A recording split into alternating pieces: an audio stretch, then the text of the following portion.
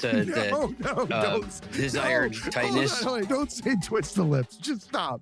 Stop. The desired tightness, like the bottom of a torch lighter. Where they stop. Can't say twist the lips. Yeah, I used to have an aunt that was like on a villain. My aunt used to like that. Used to how she punished her kids, and my mom used to sing this song, "Me and Miss Charlene, twist your lips and make you scream." Jesus. It sounds like one of those German fairy tales that aren't censored or rewritten. I think she was German or like something, but she would like when her kids would misbehave, she'd grab their lips and like fucking twist. That's violent, man. That sounds horrible. Yeah. Welcome to the Tragedy Academy, a show created to bridge societal divides in a judgment-free zone using candor and humor. If you don't listen, we'll rip your lips off or we'll twist them. German style. Yes. We're joined here today by Jordan Delagrange. How you doing, Jordan? Outstanding. Thanks for having me on the show today, Jay. Love having you back.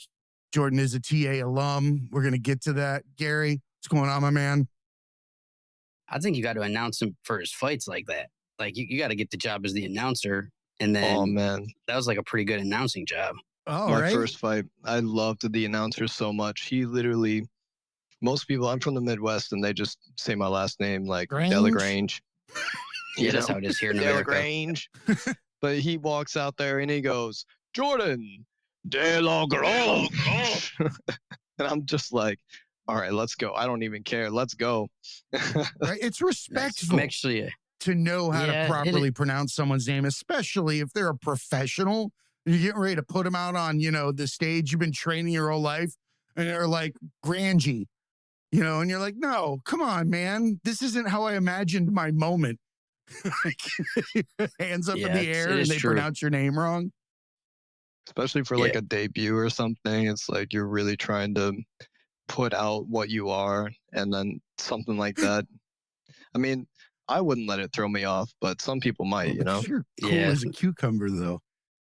That's cool as a cucumber. I love how smooth Jordan is. He's always got that even keel, always measured in what he's saying and thoughtfully listening, not thinking about what he's going to respond with while you're talking, which is very rare in this day and age. And I love that he talks very deeply and thinks about things from a holistic approach.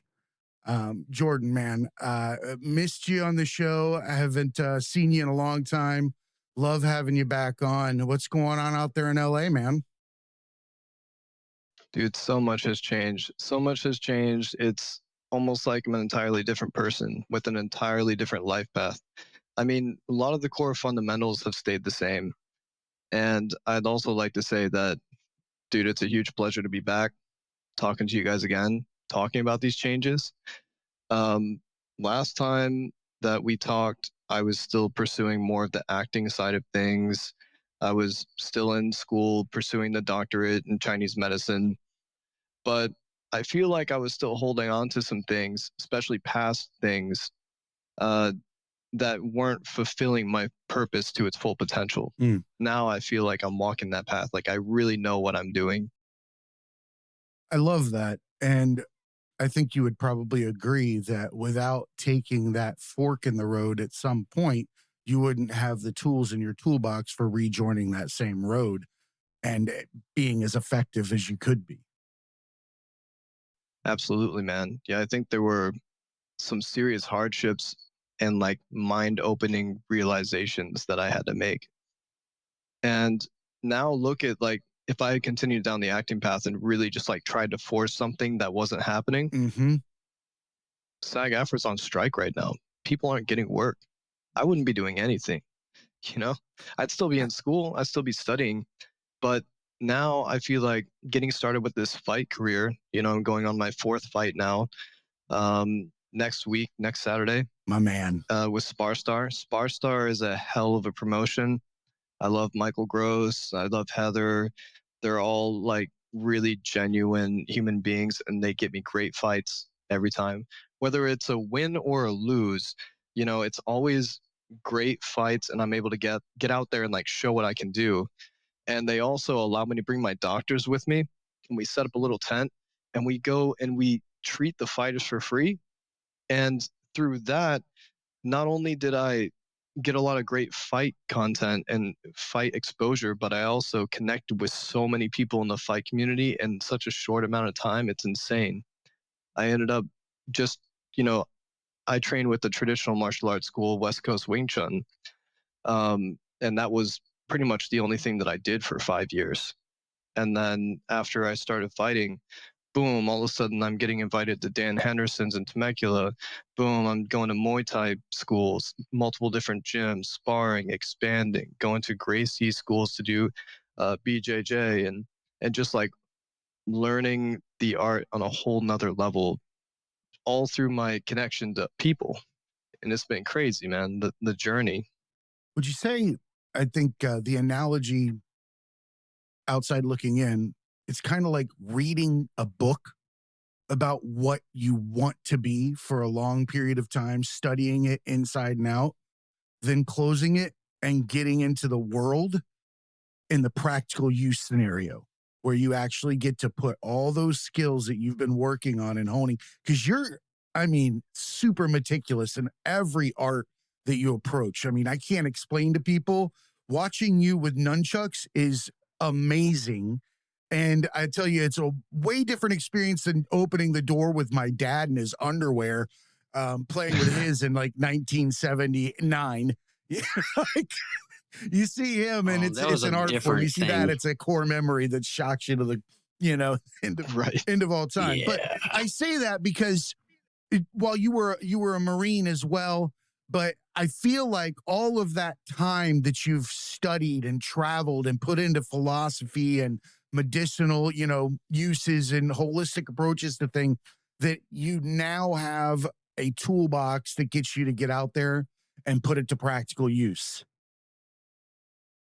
Yeah, I think it was a lot of compacted experience. That's the best way that I can describe it, because I left my home when I was 17 and they shipped me all the way across the country. So, I went home, I still saw my family, I still had leave days, but majority of my time I was with other Marines or by myself.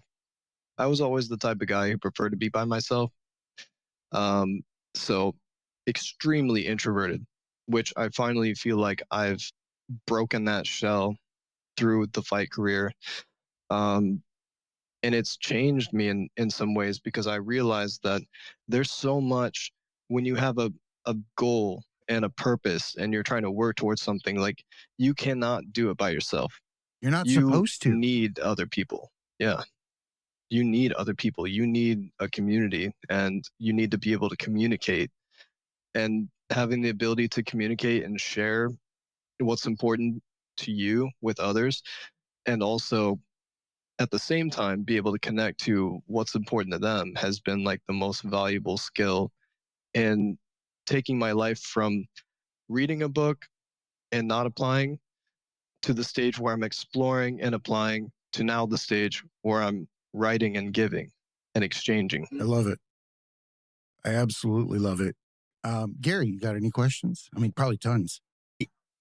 Yeah, I don't even know where to really start. I feel like I've seen your setup at the at some fights or in some footage or something.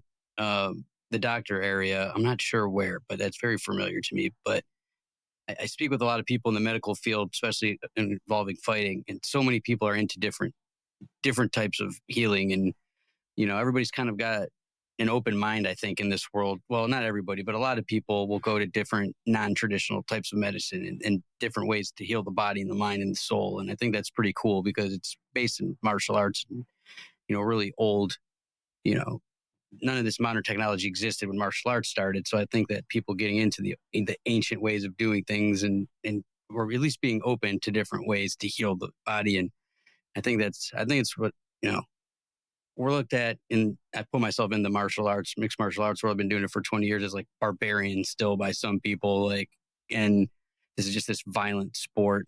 But there's so many smart people, every level of education, whether it be street education or master's degrees from top universities that are in this. And, when it comes to it used to be just bro science and iron sharpens iron, and we wrap ourselves in a garbage bag to cut the weight. And Please butt define heads bro like Rams. science. I need to know what bro science is. It's like when it comes to like cutting weight, like you just gotta eat like a bunch of potatoes, man, and then like you gotta just chug, Your buddy Trust telling me, you to bro. spit after drinking this for an hour and you'll lose 6 extra ounces for a wrestling match. All this weird crap. Yeah, I'm with you.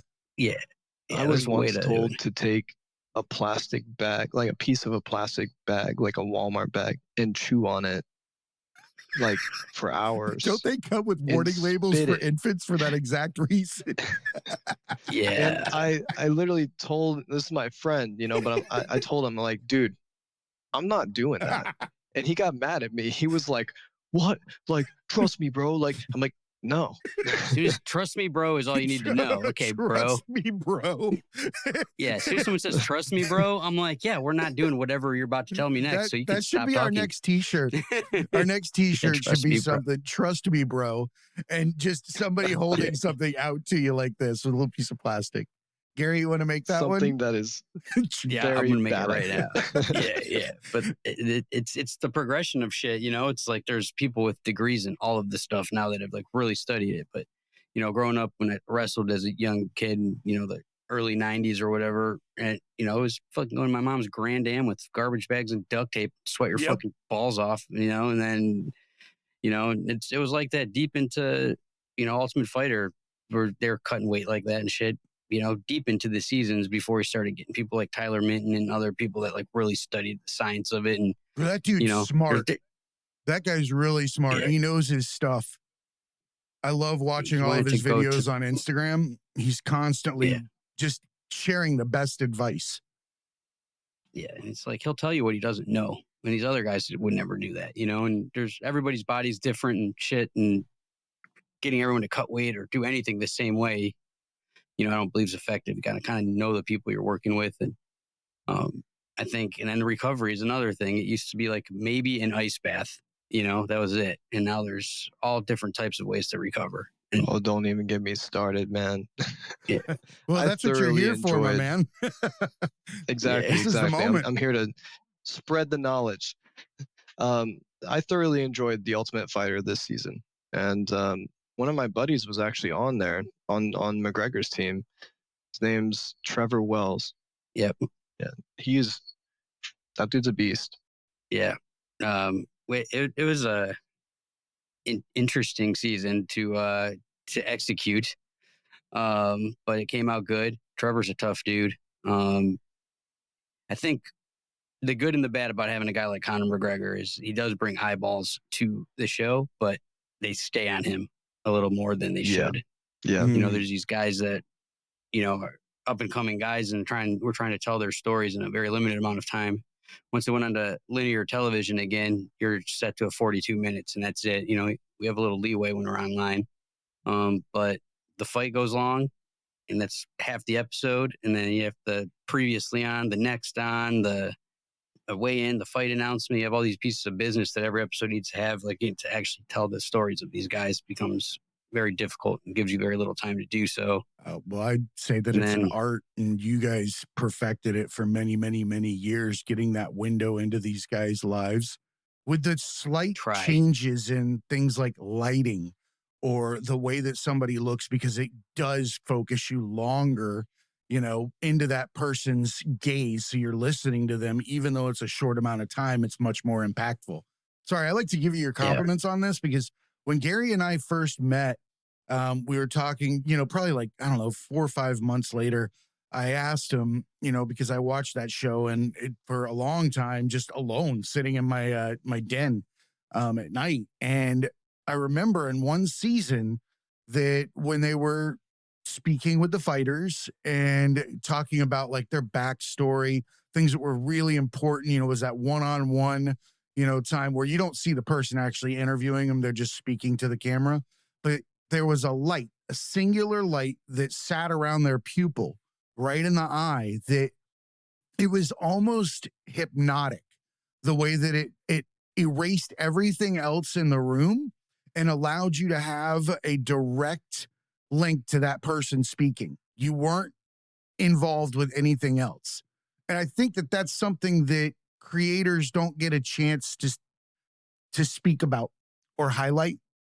Because I'm sure those fighters would tell you that people were like, wow, you look great on camera. You were really engaging, that type of thing. I think it's important to recognize that, like Jordan said earlier, you need a community. And I'm glad that you've found your community, because that gives you an opportunity to spread that great stuff that you're spreading. Sorry for cutting you off, Gary, but I think that you really deserve that highlight, because it is an art to be standing there with all these people filled with, so many emotions in a boiler, a boiling pot of water, and you've got to make art at the same time. That is some serious skill. I got some good people around me. I mean, the interviews look on the TV shows is very important and very criticized. And we used to have these elaborate backgrounds and, build them out for days and all this lighting and everything. And then our director of photography, Michael Khalili, just decided like that's taking away from what everything really is. And ring lights are very popular now. They weren't 10 years ago. Yeah, it was a long time ago. He made an octagon shaped light that's quite large. The camera sits in the middle of the light. And blacks out the room, and they sit backwards like Cool Kid in the Cafeteria style on the fucking chair with their face right to the camera, and that's it. A window into the soul, no laser lights and backgrounds, and So Chuck and Tito impactful. season. We had like fire and ice theme, and we had all this shit that they looked cool in the time. You look back at it now, you're like, what the fuck were we doing? But It's right next to your No Fear t-shirt. yeah, well, right next to our tap out t-shirts. Oh, yeah. The tap out guys used to help us design those things, and they're not knocking them because we were right in it. That was just the it was look the at style. the time, and like, yeah, I fucking have 300 tap out shirts in this apartment somewhere. If you start digging in crates and shit, and those guys were super integral into like making MMA what it was. They brought it into the mainstream of fashion and everything else. Maybe not the best fashion ever, but it got into everyone had one. People will lie, but if they were in the MMA world at that time, they had a tap out shirt, at least one. Oh yeah, I remember those. And I those guys forgot started. about I them, remember actually, until you said that, and I was like, oh man, holy crap, those shirts were everywhere. Yeah, they started out of the trunk of their car. I remember UFC 39 or something around there. Oh, now I like buying them. a shirt. Yeah, trunk. I mean, they were outside the MGM Grand parking lot getting harassed by security, and he's arguing with the guy like, "Man, this is how the fighters, they make their money. Like, let me just fucking sell this guy's T-shirt." I love that. And like that dude, he's no longer here anymore, but he was a really good dude, and Wow. like he gave every dime he fucking made at the beginning to get these fighters a chance to get to the next fight, to get their medicals done, to do what you had to do. That's a hell of a story. And it became fucking, yeah, man. He was fucking, people took, he had his face painted and they looked all crazy and looked a little like, a little unapproachable in a way, maybe, but they were fucking good dudes, and all they gave a shit about was the fighters. And that's a whole subsection, not to go on a tangent, but obviously knowing Jordan a little, and knowing him a lot, and everything you said about him, it's a good person in this business, and there's so many of them. And outside looking in, you don't see that. You don't see people are thoughtful and kind and do these kinds of things. But I could count on one hand the amount of people I fucking hated in the last 20 years in this business, and any other business. I would need a lot more hands. There's the good and the bad, man. And I think a lot of people look at fighting and they see more the bad. It's very misunderstood. One thing I liked about The Ultimate Fighter was I really got a sense to the why for a lot of the guys, why they were fighting. And that's a really good message to give, because that is like, as a martial artist, that's a core principle. That's like Ip Man talked about having heart as a fighter and how important heart is. And what that really means is, what is your purpose? Like, what are you really fighting for? You're not just fighting for yourself or just fighting to fight because you think it's fun. There is something inside you that makes you fight, and someone who has that well defined as a fighter is going to go a lot further than someone who doesn't have that well defined, in my opinion. I agree. And it's not just in the fight. It's in getting up in the morning to run. It's in going to that practice on a Saturday. It's in staying later. It's not just the will to win in the fight. It's the will to fucking kick your own ass so hard to get to the, where you need to be physically and mentally to be prepared for that fight too. Are you being authentic, or are you a character? I mean, that's the two different things. Are you playing a role? Are you playing fighter?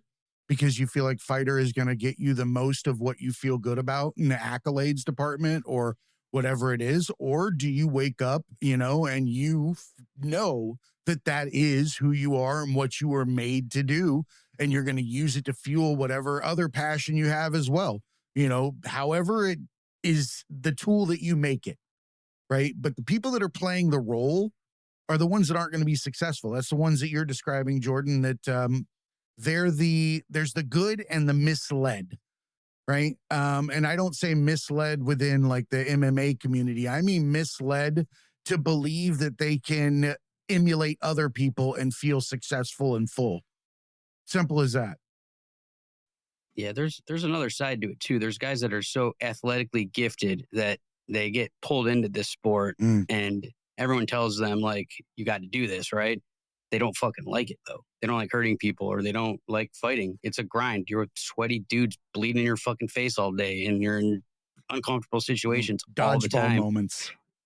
Yeah, it sucks a lot. And then you have to embrace that suck. But if you hate it, but you just happen to be a freak athlete and you're just whipping everybody's ass on the come up, and like, then it gets to the point where everyone's a freak athlete, and then you have to have all that other shit too. Like a lot of them just did it because it was their only option, or because they were so good they could not do it, and then they get to a point where it's just their heart's not in it, and that's when you start getting fucking separated from consciousness, and seriously injured. And it's sometimes it's malicious and they're just trying to capitalize on what the popular thing is at the time, or they think they'll get them chicks, or they're just the tough dude and they don't do it the right way and they only get The so brain far. But is sometimes it's just kind of swimming in semen.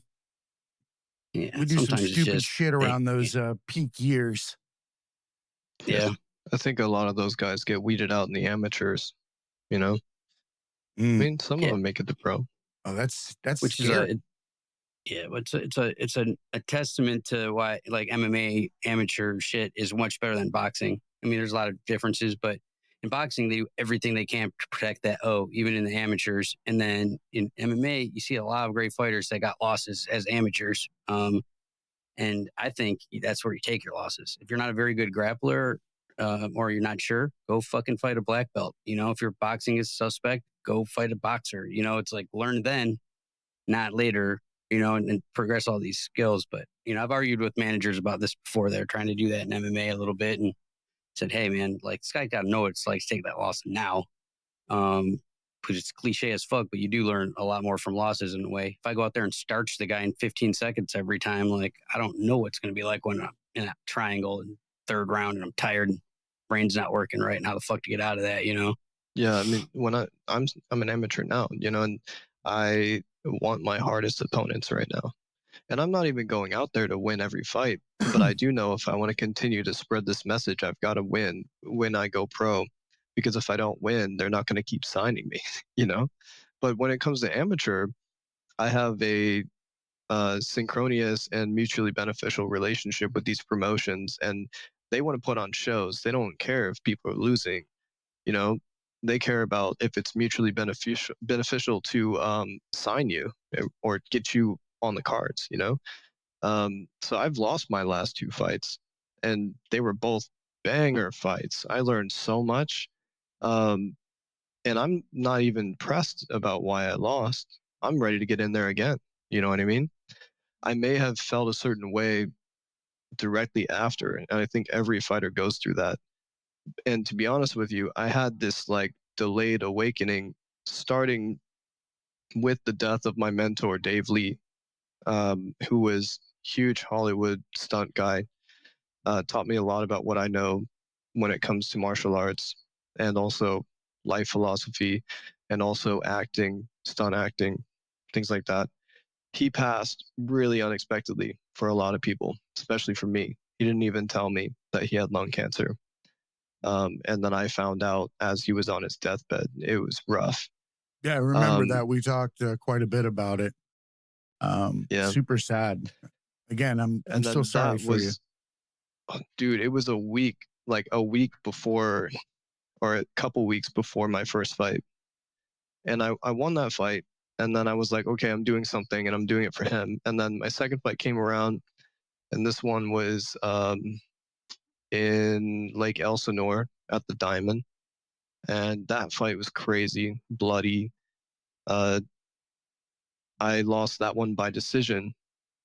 And this is when I started to feel the decline of my motivation, because I've always like, I don't like to hurt people. Like Gary was saying, there's people who don't like to hurt people. No. And I was trying to figure out, like, where am I going to get this reason to actually give it everything, you know? And then the third fight was coming around, got in there. I was going crazy the first round, going insane on him. And then in the second round, something happened where I was just like so gassed, but it wasn't even physical gas. It was just like I was sitting there and he had me in an arm choke, and I knew I could just like telephone out of it. And one of my buddies confirmed that. He's like, dude, you could have just done this and you would have been good. But I was sitting there and I'm like, why am I in here right now? Like, what am I doing here? Like, I can just tap and be done and then go to my tent, go treat fighters. And that's what I'm really here to do. But now, going into this next fight, I had a moment where I went home, visited my dad for a week right before Father's Day. And for some reason, I was thinking about a lot of things. I was going through a lot of changes in my mind in regards to my friends, in regards to my family, in regards to what I'm doing with my life. And I had a lot of anger because I had this experience with my sister where she got put on Paxil by someone who's not even a doctor. And then she stopped taking it, and it's an SSRI. When you stop taking an SSRI cold turkey, what happens is it permanently damages your nervous system and causes you to go basically psychotic and manic. And I had to go through that experience over Christmas, which was supposed to be a good time for me with me and my family. And I had to diagnose her and like send her to the ER and tell these doctors, like, listen, this is what you need to put her on right now. Put her on lamotrigine to coat her neurons and get her back on Paxil and start weaning her off this, get her onto appropriate medication. Like, I can't believe you fucked this up. Like, she's got a family, you know? And I got angry. I got real angry. And that's when this anger started swelling. And that's when I suddenly got all this energy to start writing my book, which I'll name drop now, I guess, 5 Elements of Preventative Medicine, which is coming out in September. And now I'm going Congratulations. You've into been this working next on that fight for a long time. about 2 years now. But it was like a steady pace working on it. And then all of a sudden when this happened, it was just like the words were just flowing, and it wasn't even coming from in my brain. It was like coming from the universe or something, man. Like, I was just putting this stuff down, like writing like 10,000 words a day. And now we're finally done and just in the editing stage. And now I'm thinking about, this is why I'm fighting, because I'm pissed, man. Like, America healthcare is just shit. Like, it's straight shit, man. Look at Taiwan, look at Japan. Like, healthcare there is so readily available, mostly free or taken from their taxes in a reasonable way. They utilize the way that their government funds it in an incredibly like proactive way, focus on preventative healthcare. It's balanced. It's balanced within the 5 elements mentioning in my book. It has a continuum. One isn't taking too much from the other, but you look at ours and it's run like a business, man. Like, straight up. I had a scientist tell me that the way that our pharmaceutical companies work is they're competing with each other for exclusivity of drugs that are superior to other drugs. Part of the patenting and the approval process is, how profitable can this drug be for me compared to, like, if these other companies don't have it and they're not selling it to the hospitals, how profitable is this? Not, and their focus is not on how efficacy or anything like that. effective Yeah. is this without side effects, without long-term effects. They don't even think about what they're actually doing to people. They're just thinking about how much silver they can line their pockets with, man. Like, what the fuck?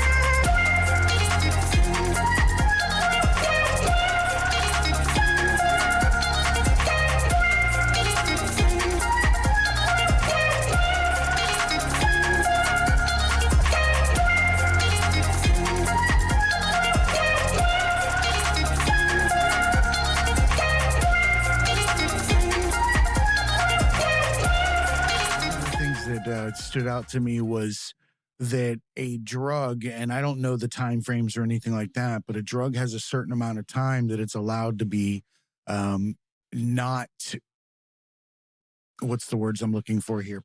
It'll be sold at cost or at a higher price in the beginning. And then after a certain amount of years, then generics are allowed to enter the market.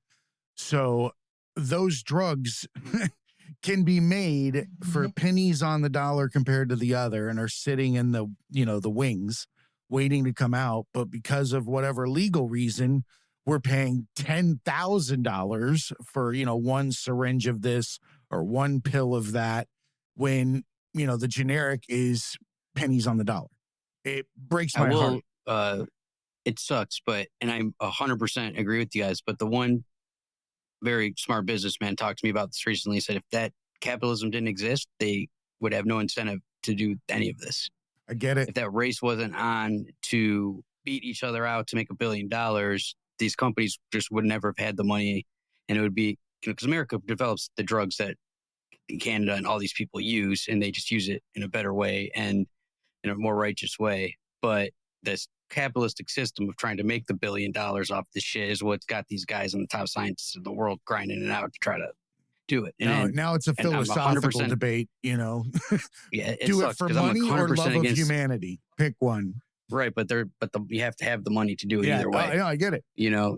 Which sucks because I'm 100% against the fucking medical. I've been going through it myself. I've watched, my best friend pass away from cancer after 18 months of hell, and a lot of that was just due to mismanagement and bullshit, and I fucking hate it. And it's crazy because I have another good friend that got out of TV and went into pharmaceutical sales, and he was in there for a while, and they had a juvenile diabetes drug that they knew was bunk, and they had 6 months where they were allowed to fight the FDA or whatever till it got pulled, and they had all these incentives to whoever could sell the most of it in that 6 month time got bonuses and all that shit, and that's why he quit. He's like, I can't fucking do this. But yet, they have a time where they decide that it's bad, and then they get to the court proceedings or whatever to while they prove that it is, but it gets to stay on the market during that time.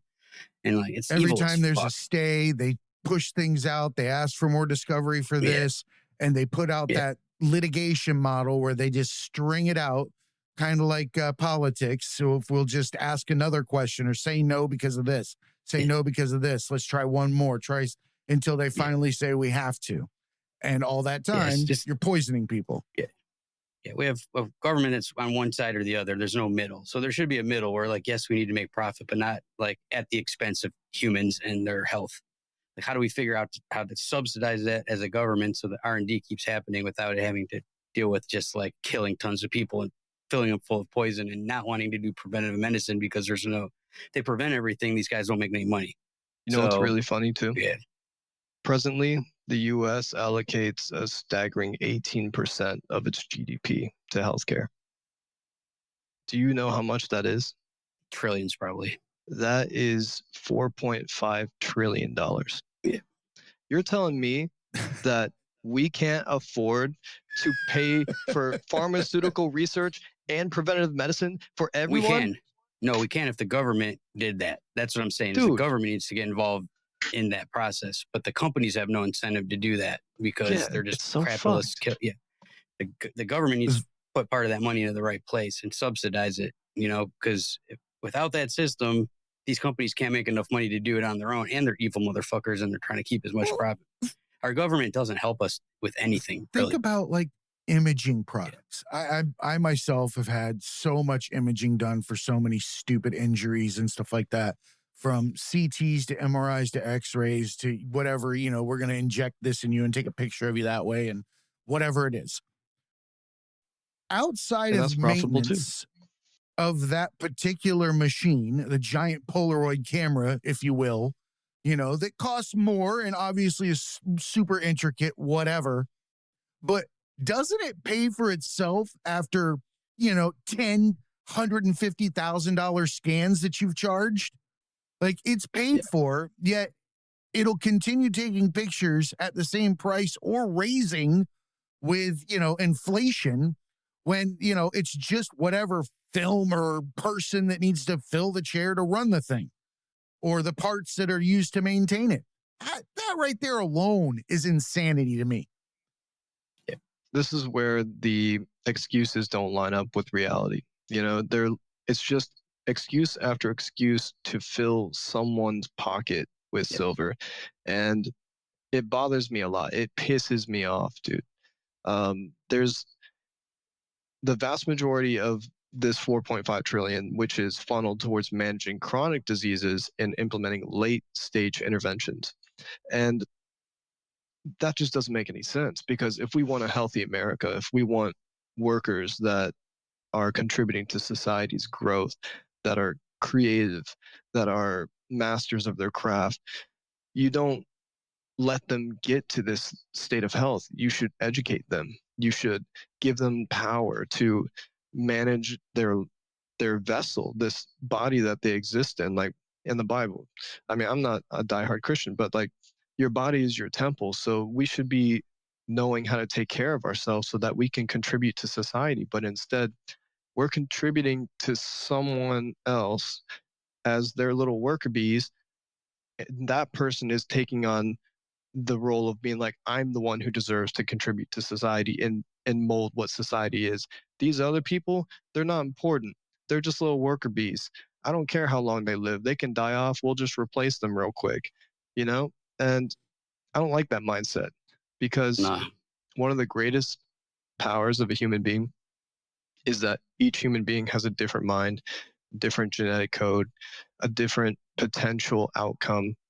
And if you really, really spend time creating potential for that person by giving them the tools they need, they can create something that you would never even be able to dream of, They're supposed to. because that's what we do.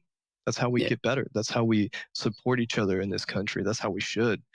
But we're being overrun by greed on a level that our country has never seen before, man. You know, we It's don't horrible. necessarily talk about politics all that much, and we're not necessarily talking about that right now. We're just kind of talking about how we're treating humans in this country and the predatory nature of the healthcare system.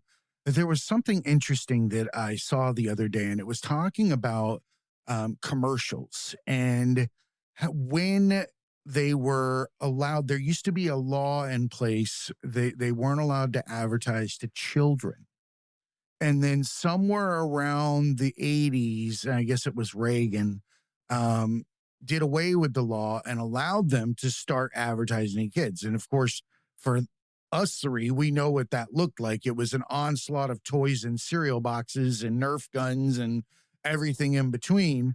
The floodgates opened. And I think that that's just another, it was really a moment where it just caught me off guard. Like, I didn't think about what it meant to be putting things at such an early age, into their minds, and the sword that was wielded by the government or businesses versus, the families or the friendships, the smaller community, man. It was wild to hear that there was actually something in place that we removed. Like, I can understand trying to close it, but why did we open it? Money. Whoever was paying for whatever dickhead got elected, that was their agenda, and that's how it works. God, man. And that's the problem. Money is Yeah. just our own illusion that we created to make excuses for things that we do. Not real. You can have zero money and still do so much. Like, at one point I was living out of my car in a parking lot working as a personal trainer. Now I own my own business, and I've created for myself everything that I wanted to do. Anyone can do that if they have the willpower to do it, you know? But why are we not giving people the ability to have the willpower to do this? I'm not going into politics here, but why are the mentioning of population control, like, why is that happening? Is it, Like, I hear words like this, but I got to be honest, my media filter is very, very, very small, because I don't believe about 98% of what is bombarded from these different sources. I feel that the majority of them are not trustworthy. Do I believe something like that could be happening? Hell yeah. 100% probably is in one way, shape, or form. We know that there are decisions made that will affect the populace that we will never know about, that, you're probably about to discuss. It's something that our vice president said. And it's things like this. It slips, it slips when they're talking to the general public. Our leaders spend so much time talking amongst themselves with the elites, the people that actually plan everything that's going on for their benefit, that when they start talking to the people, they're so used to talking to these other people that things just slip out. They gotta have a cutoff age before Uncle Henry starts telling the family secrets. Oh, you mean our 1 million year old president that everyone has no in between, idea where man, he's they're at all ever? that way. I feel like they should have the new litmus test for being in official office is whether or not you could save a PDF. Or you could tie your shoes, or like know what state you're in, or like, I mean, fucking Jesus, man. Like, I'm a very liberal person, but I don't identify in any way, shape, or form with a political party. But like, damn, like the options are given us with close to 400 million humans in this country, and the people that we have to choose from is ridiculous. It sucks. It's like the Muppet Show. Yeah, I mean, they're both the option. You have are super old guys that are either definitely evil, most likely evil, but definitely don't know where they're at, or they're not qualified. I feel like you just gave me a survey. Like, yeah. Do you like it? Not like it so much? Kind of like it. Yeah, you're right, dude. They suck on so many levels. They're parading the worst of the worst. Yeah. And honestly, to get into that, we would need like a 10-hour podcast. But in about 20 minutes, just so you guys know, I'm going to have to go spar.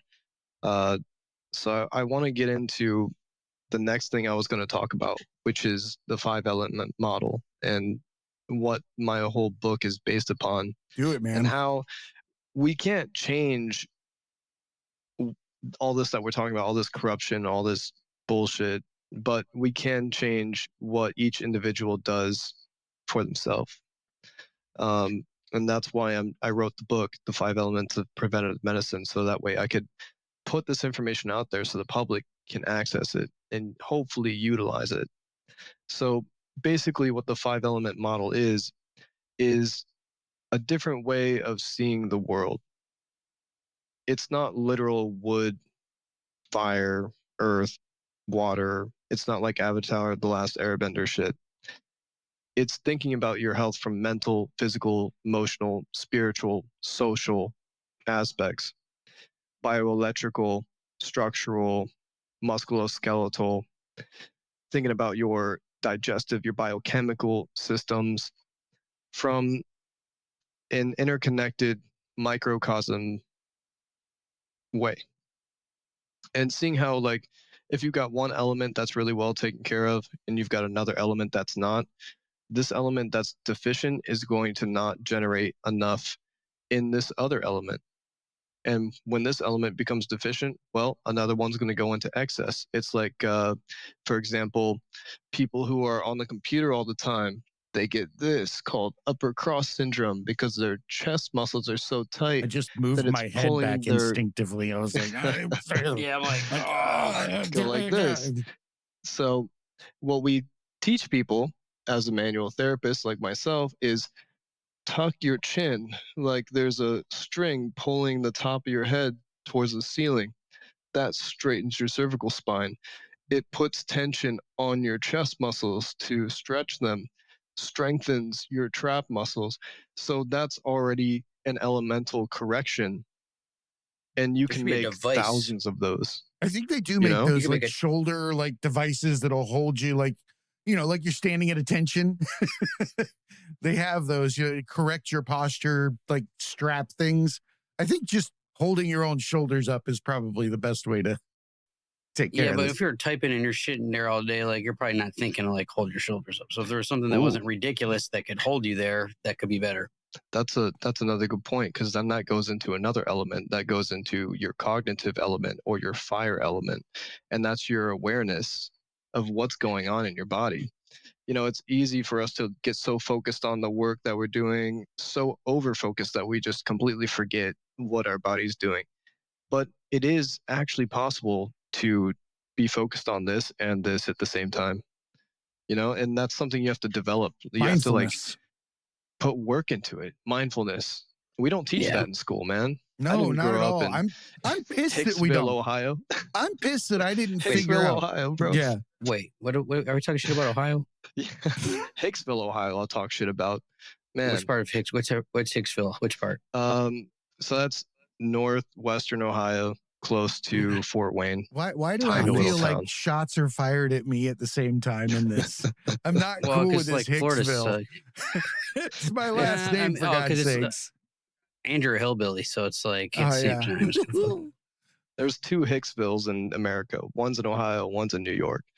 I've never been to the one. Hicksville. Yeah, it's actually Hicksville. Like, Gary's from Ohio. Where is this?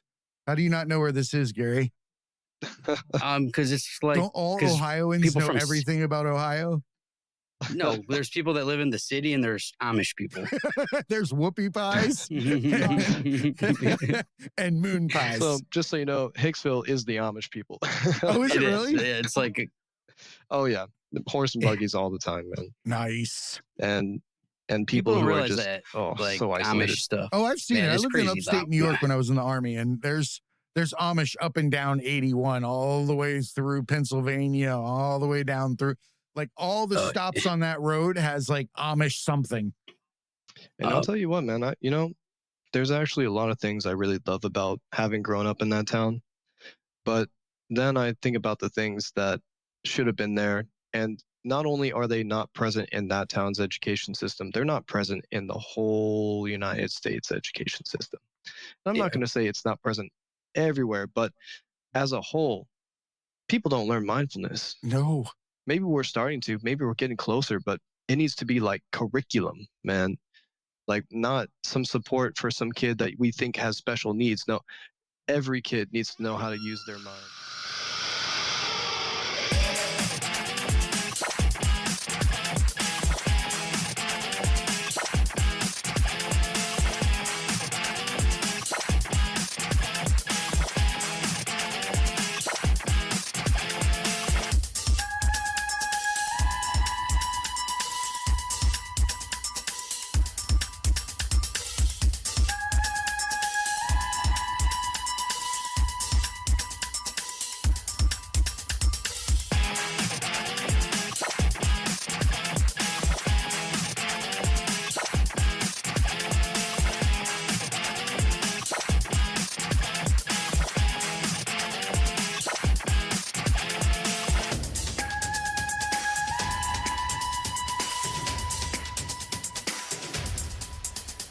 So you guys got like there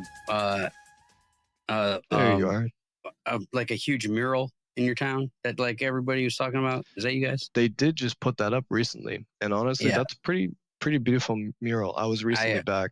The town has changed quite a bit since the last time I was there, and everything's improving. But how can we make it improve better? You know what I mean?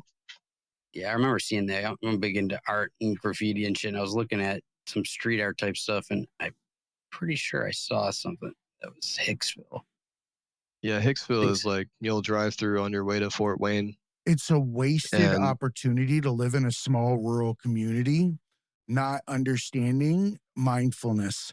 It's almost ironic that you're in the most peaceful area where you could enjoy mindfulness at its peak, but they're not teaching it to you while you're sitting there. They're indoctrinating you instead. Small town mindset. Dude. And usually a tremendous amount of poverty and opiate addiction in Ohio and the small towns too. Yeah, absolutely, man. In Florida.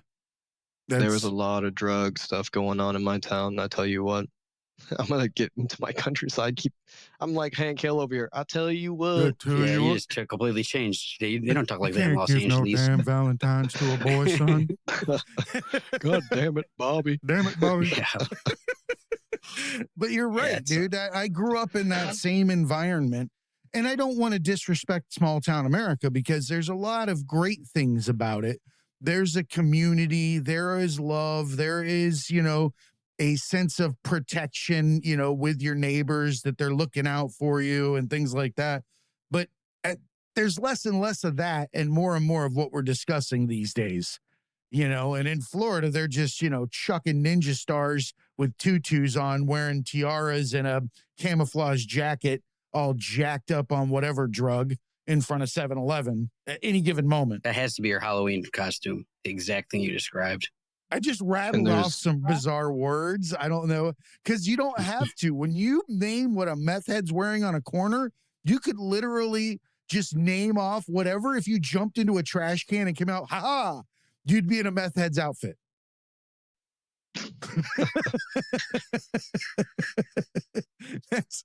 It's just normal to them. Yeah. Dude, it's normal here. Like, oh my God. But the fact is that they put time into them. That's the ones that I love. The ones that actually went out of their way to make it look a specific way. I got some love for that. Like there's a creative heart in there. Yeah, it's the 4-year-old that, like in what is it, Big Daddy, where the kid likes to wear his his rain boots and his cape and shit at the same time. Beautiful. Be you, man. If you're gonna dude, okay, so if I'm gonna be strung out on something, I at least want to be acting like a fucking goof ass. Like I don't want to be the guy that's, shitting in the cafeteria or anything like that. I want to be the dude that's wearing galoshes and a fucking tutu. Or the guy who's just like extremely aggressive for no reason, like kicking down people's planners, like the goofy guy is at least someone you can be like, look at him. He's just enjoying himself in his own little world over there. Go. Yeah. Not like, yo, don't get within 3 feet of that guy. He's a spitter. Like you don't want to be the spitter. No, not the spitter, man. The spitter's the worst. Like not the COVID spreader. Oh, yeah. No. So why don't you tell everybody, because you said you're a business owner, you're so interested in the medical community. Why don't you tell us about Sanctuary of Healing? Sanctuary of Art and Healing is my business. Our business model is to not profit off of health providers. So a lot of times I'm working with new graduate doctors, getting them in, and it's a sole proprietorship. So I don't have employees at all. I take them in, teach them how to have their own business license, teach them how to do their taxes, teach them how to do their marketing, teach them how to be a doctor in their own way and support the community in their own way. And I'm supporting them. So I give them a beautiful space, clean space. I give them supplies, treatment rooms, and bring them to events with me. Sometimes we work with veterans. We go to these fights. When I go train at Dan Henderson's, sometimes I bring a doctor with me and they'll treat the fighters. And it's all donation based. We're not like, yeah, we'll treat you for $200. It's like, all right, man, how's your shoulder going? You blew out your AC joint. All right, let me take a look at that real quick. Go through the range of motion, figure out what's really going on, and help them keep fighting. So Sanctuary of Art and Healing is my way of giving back to the community and creating this impact of like, wow, healing is available, and it's you don't have to have premium $10,000 insurance, like I'm fighting that. And going back to the small town talk is I've seen the most people who actually need that healing, but they just don't know how to get it, including my own family. They don't even know it exists. Why, yeah. And that's why, like, I may have had more of a negative tone when I was talking about Hicksville, but I actually love Hicksville. And I'd love to help everybody there, give back to them one day too, once I expand. I just want people to know that preventative healthcare it's not an afterthought. It's not optional. It is the cornerstone of healthcare. It's where individuals don't wait until they're sick to seek medical advice. Sick mentally, sick spiritually, sick physically, internally. But you proactively manage your health to prevent illness from ever taking root. Then you can accomplish anything. And I talk about a guy in my book. His name was Li Qingyuan. He was an herbalist from China, born in the 1800s, died in 1933. He died at the age of 256. That could be normal. Whoa, what? He died how old? He died at 256. Holy. I didn't know that was possible, at least in this day and age. Like, that's the first I've heard of that many years. What? Yeah. And Wow. It's crazy. But I get it. So, not a religious guy either, but I've always thought along the lines of age, right? They speak in the Bible and texts from earlier man about ages being a lot longer than they are now, where we live these shortened amounts. And it often comes to mind that are we in fact living a shorter lifespan for the simple fact that we have more mental illness from the human condition that is causing our actual physical well-being to diminish to the point where our lives are actually not longer, but they're just now starting to come back from what was like almost an all-time low. and there was this era that we went through where we thought that our knowledge was so superior, but these procedures that we were doing were literally killing people, and we were injecting things that are literal poison. And we were like, yeah, our science is so superior to these ancient ways. And then we were kind of like slowly like figuring out, oh yeah, we got to test these and go through trials, clinical trials, get the efficacy, make sure it's right. But we're still not doing it right. We're No, getting closer, but the idea of this superiority, the idea of this having an ego in our science needs to just get the hell out. Because that's not science, man. Science is discovery and creativity.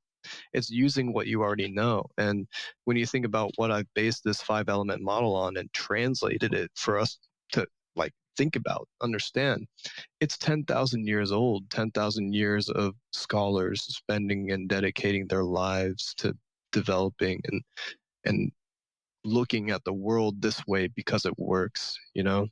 So if we can add this model to our individual life, to our doctors uh repertoire, like their skill set, they can use it as a tool. It's I going to believe it. change everything. I mean, I don't like to use analogies for people for inanimate objects, but it's like a car. Change the oil, rotate the tires, change the spark plugs. Like your car's going to run a lot longer and a lot better. You don't wait till the motor seizes to then start fucking putting oil into it. Yeah. Uh, I went through that whole 10x deal, and I found it to be not affordable for the average human being. But the testing part of it at the beginning, I found it to be very effective and interesting. To go through every possible way, they test everything that they could figure out a way to test in your body, genetic, family history, and give you a write up of every level of everything. And they try to sell you a bunch of shit, but then at least you have that information to go to off. they try to sell you stuff that answers the questions that they gave you, or like the But it's deficiencies that you have from their test. right. But I it's know, like I'm a lot kidding. of it I is get. no, it is, and it's hard to tell because they are trying to sell you something. So you're like, it's business and it's doing very well, so we're making money. 100%. And then you see these numbers, and they're like, this level of this is bad. I don't know that. They seem to know, and then they're like, this is bad. Then it leads to this and that, and if you do some research and you look at the numbers, and I've done a little bit of it, it seems to be like accurate information that these levels of things are bad, kind of. But whether it's good or bad, like I've never before gone to the doctor and just got like a full health workup on everything without like being very sick or something. Like they never go like, here's your cholesterol, here's this, here's your testosterone, here's your I'm making these magnesium and blah, blah, blah, blah, blah. They test like all the shit. I've never had that before, Yeah. where they do any of that to Bro, see. I didn't until I got married, because I got to tell you, my wife treats me like the dog and sets me an appointment once a year to go see the doctor, like the vet. And I go get that stuff checked now. I never did before. I'm with you that they do not provide any kind of proactive medicine in this country throughout, your lifetime. I feel like the healthcare system is a strainer, in that it literally only exists to extract money, and it goes all the way through to the last day. It can extract money from you up to the last possible second. In fact, I would argue that the screen gets that much smaller towards the end to make sure that it grabs every last penny before you die. And it carries over after your death onto your family. Yep. It follows you. I'm watching The my mom greed with is cancer real. right now. Been watching her for about 4 years with it, and it is a racket like no other. The greed is real, my dudes. Unbelievable. And that's why I'm fighting. So that's why you're getting into the octagon. Gary, having the background that you have, I want to give just a minute or two as well to have you talk to Jordan about what his fighting experiences felt like. Well, who or where are you training at and going to spar at? I'm just curious. Oh, after this, be going to Undisputed in San Diego. It's on University Avenue, El Cajon area. It's kind of one of those gritty gyms, and dirty places, but The best. they've got a sign right when you go to the front door that says "Leave your ego at the door," and I love it, man. I'm actually going to a party tonight for the release of the Undisputed video game. So, you suck, man. That's super cool. God, man, we said that we were just on an episode of Florida Man on Florida Man, and Josh and Wayne are fucking awesome, and now we all just text each other constantly. And the thing that we consistently said is that Gary will come in and drop a card that trumps what anybody else has. And he's like, yeah, I'm hanging out with Mike Tyson this week. And you're like, yeah, well, dude. I will be twice. I know. That's I'm like, dude, man, they just got the new caramel frappuccino. Finally here. He's like, I'm going to see Mike Tyson. You're like, fucking, I'm done. Even that's a boxing gym though, right?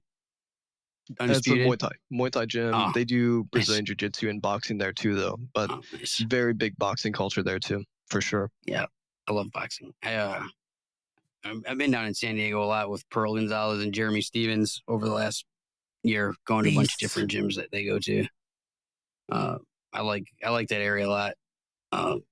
And I know you've been going to Temecula too. Joe Daddy's an old friend of mine. I love that guy, man. He's such a good coach. Genuine guy too. Dude, just a smile. You can't look at that guy and not smile. Yeah, really great good dude. Fight career too. Mm-hmm. Yeah, he only calls me like to check on me just as a cool friend or to like help somebody else. Like it's never like a lot of people in the fight game and will call me because they need something, which is cool. I'm there to help, but he always calls me just to check on me, which is rare for anybody to do. And then like I got a guy that's you could help him with the X, Y, and Z, and it's always to help somebody else or just to be a cool dude and check on me after years and years. So yeah, definitely a good dude. And he's all about his guys, he's a great dad. And then he treats his students just like he treats his kids, it's good. It's good to see that. I've seen his character from training with him at Henderson's. All my classes have been with him or Jeff Creighton. Do you know Jeff Creighton? Crazy Creighton? I don't know him personally, but I know you definitely know of him. He's also a really good guy too. Really great guy to train with. And he's been so patient with me on my grappling level and wrestling level. And I feel like training with those two this past fight camp has improved me so much. It's insane when people give to you how much you can really improve. And it made me want to give back to them so much, not just because they gave to me, but they're just such genuine people.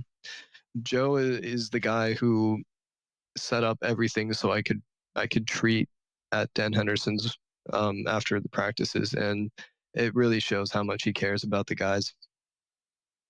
Yeah, he's a genius, man. Like that guy will look at a guy doing a technique from across the room and be like, just grab your thumb like this instead of like this, and it will change the whole entire move. And I love how straightforward he is too. He's like, that sucks. He's like, he is doing very that. blunt.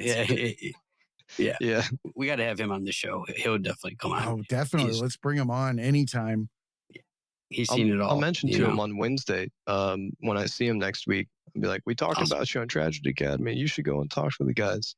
Dude, I'm sure Gary would get him on here easily. Yeah, shit. I was actually wearing the shirt from his TV show. I was wearing the Navy Street MMA shirt earlier, and I had toothpaste on it. I was going to wear it for this show. I brushed my teeth aggressively. So I changed it. See, I'm I'm a brush my teeth before my shirt goes on guy. Yeah, I normally do because I'm a savage, but I was running all around today, and I just for some reason I brushed my teeth before these podcasts. Yeah, I don't know why I have to brush my teeth before these podcasts, and then I'm sitting there like I can't smell my breath. I don't know why. Yeah. I'm just imagining some Dane Cook classic aggression, fuck, that's exactly what it was. Yeah, you never brush your teeth with any less anger than with the moment that you forgot to brush your teeth. If you forget to brush your teeth and you get a toothbrush in your hand, you'll make your gums bleed and you will cut the time down by a good 30 seconds. If I just brush it harder and madder, maybe it'll work just as well as if I had remembered. Yeah. All right, guys. This is as far as I can go. But no, genuinely appreciate you, brother. Thank you. I do want to shout out some of my sponsors, if that's okay. Absolutely. Go Fuel. I believe in them a lot as a sports energy drink because they don't have shit, shitty shit inside their drink. They've got cordyceps, which is essential for training and avoiding fatigue. Support your kidneys. Chinese herb. They've got amino acids, only 200 milligrams of caffeine. And as an athlete, this has helped me a lot in my training. Also want to shout out Dan Henderson's for the amazing training that they've given me. Joe, I want to shout out Dan Hendo himself. And I'd also like to mention West Coast Wing Chun, my traditional seafood, because he's been my foundation. My mother, my father, and I want to thank you guys for supporting me as well. I'd be happy to be on to talk about this more in depth because we didn't even get 5% into my book, but it's been a pleasure to meet you, man. What'd you say? When does it come out? It's going to come out in September, so be on the lookout for the 5 elements of preventative medicine. I'm going to narrate it myself. I'm going to put it on iBooks, Audible, Amazon, so it'll be out there. And I'm ready for America to read it and for us to all change collectively because that's what we need right now. I'm sure Jay will agree, but once it's out, we're both going to read it, and then we'll have you back on after we do so we can discuss it where we have a knowledge of, what it is. I think that'd be cool. Yeah, and I really enjoyed meeting you, Gary. Jay talks about you so much.